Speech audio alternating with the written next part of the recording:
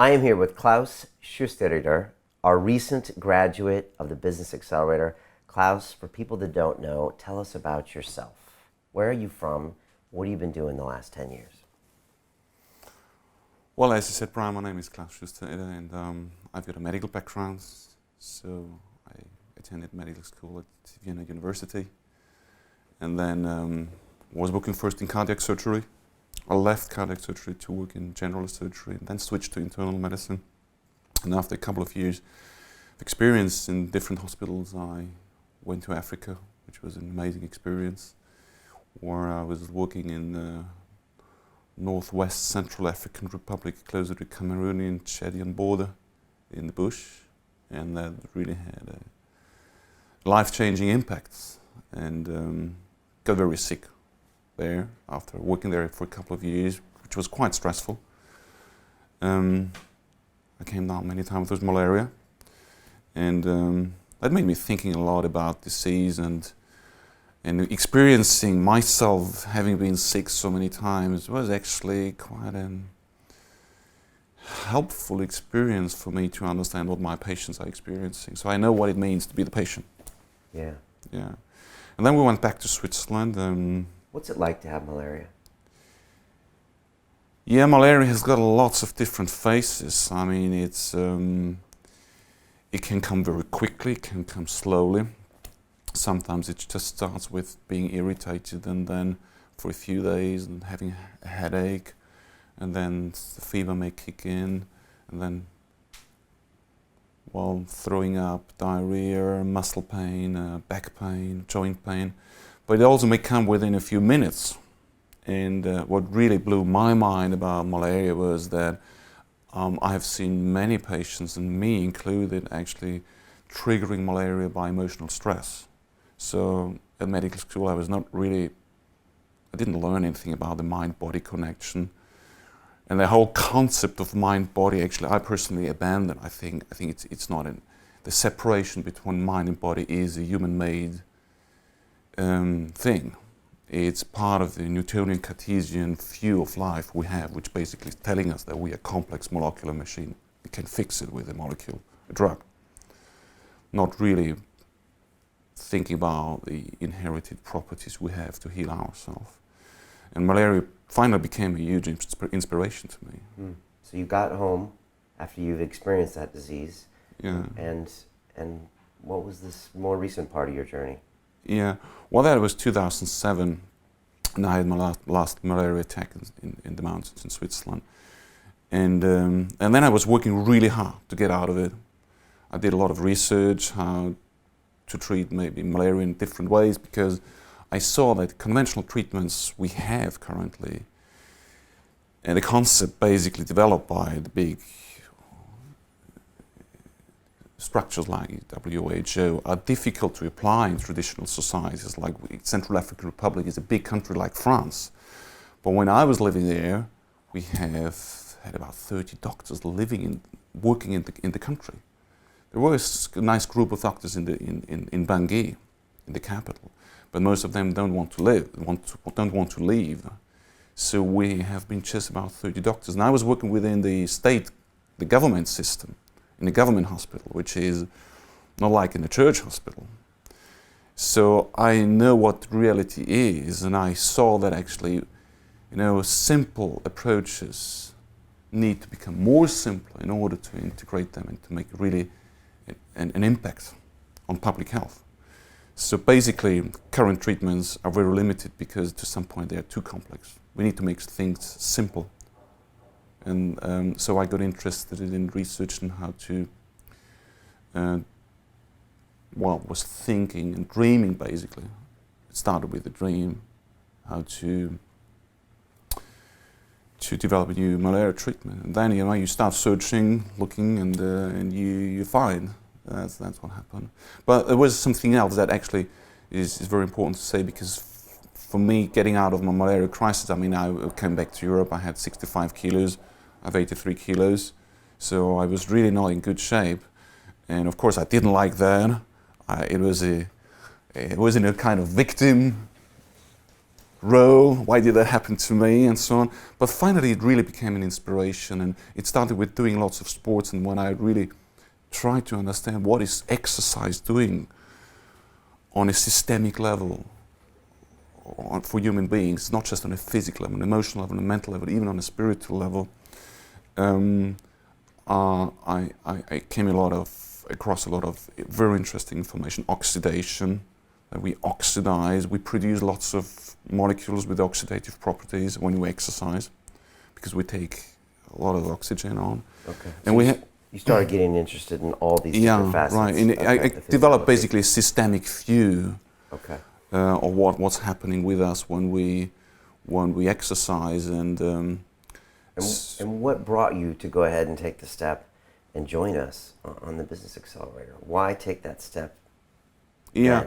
Well, later on in 2010, I decided to work in psychiatry for a while because I really wanted to learn more about the mind. So I did a couple of years in psychiatry, and then I became independent as an independent medical doctor within the Swiss system. And I was quite busy within a very short period of time, but I felt stuck. I felt really, after 4 years working hard and building up my practice, and everything worked very nicely, I saw I need to go back to Africa. I did that, and I didn't have the tools actually to get out of this crazy rhythm. I felt caught myself working every day 12 hours, and I was so catched in my routine. I thought, how do I get out of that? And when I saw the first episode of London Real, which was with Robert Sheldrake. Rupert Sheldrake, yeah, sure. And because I came across his book, the last book, and then I discovered other people, and I thought, that's interesting, what London Real is doing. I really love that, and to some of these of your episodes I listened probably 15 times because I love them so much. I thought, okay, at some point in beginning of September, I said to my wife, I just go to London now to participate in this super focus group. So that's what I did. I wanted to feel a bit the atmosphere, and still I wasn't in good shape at this moment. And then I was a bit, wasn't sure if I should do that. Not because I was, I wasn't in good shape at this point, but it was about the time. How do I get out? How can I break out of this crazy rhythm, working every week, every day, 12 hours, the weekends as well? Yeah. You're a very successful doctor, and you're seeing patients every day, correct? Right. So you're busy. I'm busy, and that's what I was going for. Yeah. But after a few years, I thought, there's something wrong. I need to do something different. And then I participated in the course, and that was really an important thing for me because I learned so much tools. The two things, all the tools you learn to develop a business on one side, and there is something else, that's the community, those dedicated people, ambitious and who want to develop their business. So that really, really gave me the energy to stay up till 2 o'clock in the morning and to write my first blogs and to do the videos and so on. And that makes a huge difference, having a peer group. Those first few weeks, what was the biggest challenge for you? What do you remember about those first few weeks on the course? Yeah, to break out of my rhythm because, I mean, your habits, so we're so conditioned by our habits, and then the family. I mean, you come back home, you have the kids, and if you want to spend some time with them as well, and then you get tired. But I really changed a lot of my habits actually, going to the gym at 10 o'clock in the evening, to go back home, and to work from 11 to 1. Yeah, well then you need to get some sleep, otherwise the next day will be a mess. But having other people around, that makes the difference. Right, the other community, the other people in the class helped a lot. Right. Biggest challenge on the course, what did you struggle with? Yeah, I didn't even have a Facebook page. I'm not good with social media. I was kind of, is this really something I can do? And I wasn't aware of the potential of social media. And so, Yeah, just to do the first step sometimes, that's it. I think it's something we see very often, just to do the first step, not to think, just do it. And then it's just this, it starts rolling. Yeah, nothing particular, there's nothing exotic about it, just to do it. And what are you going to take away from the course for the next year, for 2017? What do you think you're going to implement that you learned?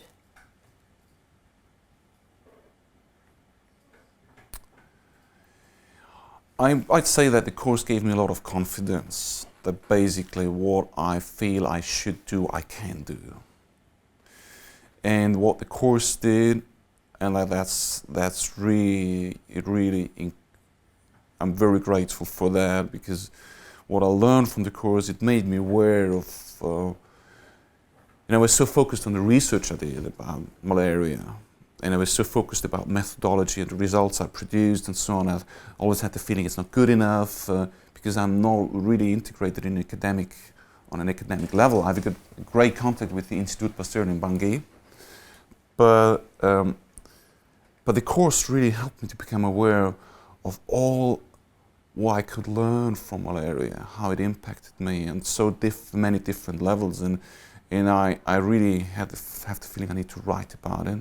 I need to write about it now, and to produce more blogs, and to write a book, which actually I felt since many years. I felt that and didn't listen to it, or I was too lazy.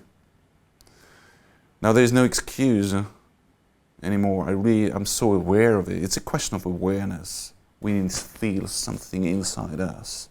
We know actually that's what we need to do, but for some reason we don't do that. And there's so much more, because during the course I became aware that there is a lot I question in medicine today. There's a lot I question, and I didn't have the balls to say it. Because you stick out, and colleagues, what do the colleagues think about you, and so on, and it's quite a tough thing to stand up to say, well, listen, I mean, I see lots of end-of-life situations, and old people, and they get so much drugs, and I think you should do that. There's a whole movement in medicine today to demedicalize the population, and so now you feel confident speaking your mind. Yeah, not every day, right? But more and more, and you're writing a lot of great blogs, and I really encourage you to keep writing. I would love to see that book, because I feel like you're really coming into your own, expressing yourself.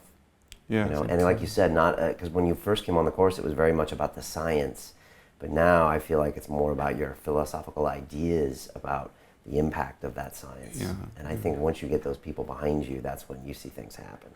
So yeah, it's exciting. There's a real, science should serve the heart. That's the way I would put it. And I was somehow, for many years, actually hijacked by the mind. Still happening to me many times. But science can be a great thing, but it can be a dangerous thing as well if it doesn't serve the heart. I think that what makes the difference. Yeah, definitely. If you hadn't taken this course, where would you be right now? Well, probably there where I would have been back a few months ago. The course gave me a lot of self-confidence that basically I should just listen to myself, and then if we do that, we find the tools to develop. And if someone's thinking about taking this course, what advice do you have to give to them?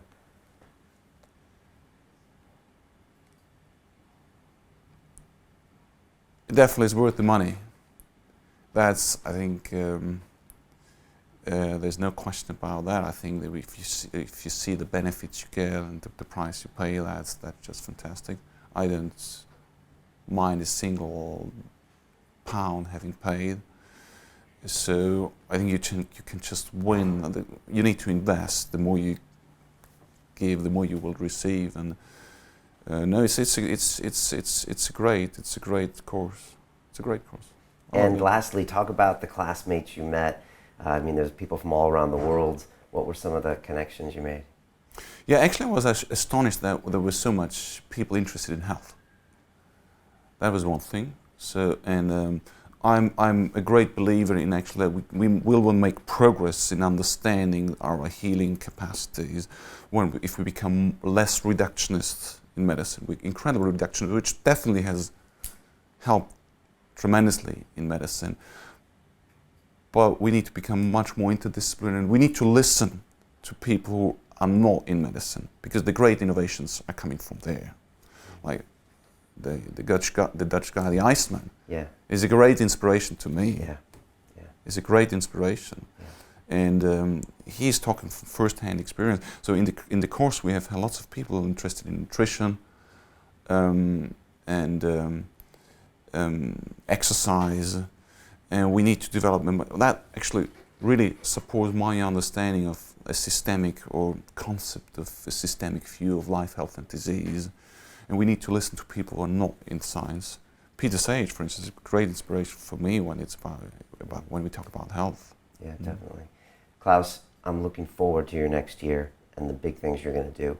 So thank you for joining us on this program. Keep blogging, keep producing video content too, and please write that book. Thank you, Brian. Thank you. All right. Thanks for having me. Thanks for having me here.